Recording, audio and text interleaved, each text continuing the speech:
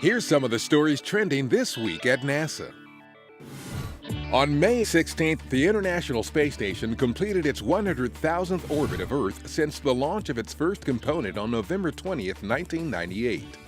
In that time, the station has traveled more than 2.6 billion miles, which is roughly the equivalent of about 10 round trips between Earth and Mars at the average distance between the two planets.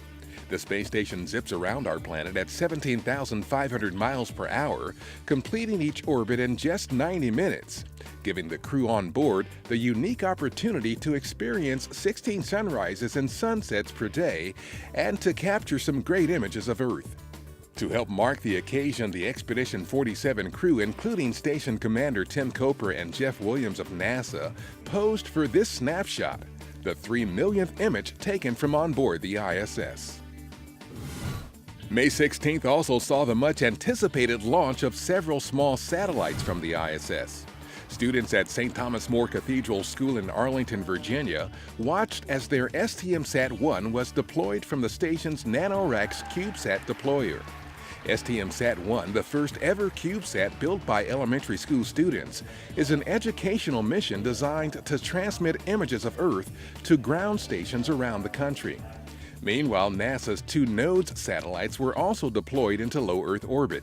These tiny devices are part of a technology demonstration mission to exhibit new network data and command handling capabilities needed for collaborative operation of swarms of multiple spacecraft. Both missions launched to the ISS on December 6th aboard Orbital ATK's Cygnus Cargo Resupply spacecraft. Deputy Administrator David Newman was among the NASA officials to attend the Humans to Mars Summit 2016 at the George Washington University in Washington. The 3-day event, which kicked off May 17th, addressed the technical, scientific, and policy challenges of making human exploration of Mars a reality. In addition to remarks by Newman, the event also featured NASA's chief scientist, Ellen Stofan, Steve Jurczyk, the agency's associate administrator for space technology, as well as other well-known figures in the space community. NASA is on an ambitious journey to Mars that includes sending humans to the Red Planet in the 2030s. When NASA's Orion spacecraft makes water landings at the end of future deep space missions, astronauts inside will experience the mission's greatest deceleration and some of the greatest forces on the human body. So engineers at NASA's Langley Research Center in Hampton, Virginia, are conducting water impact tests of an Orion test capsule with suited crash test dummies inside. Data gathered with the help of these special passengers will be used to design safeguards and features to reduce the risk of astronauts being injured during splashdown landings in the ocean.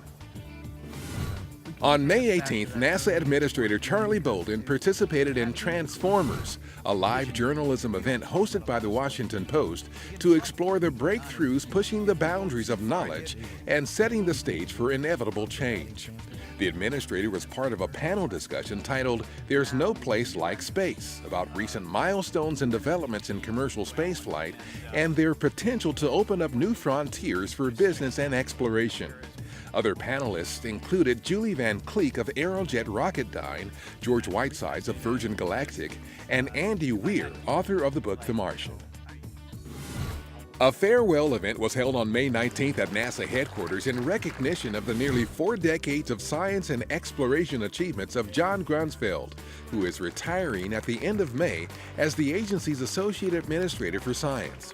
Administrator Charlie Bolden and other well-wishers were on hand to thank the Hall of Fame astronaut for his contributions to the agency and its missions. And that's what's up this week at NASA. For more on these and other stories, follow us on social media and visit www.nasa.gov/twan.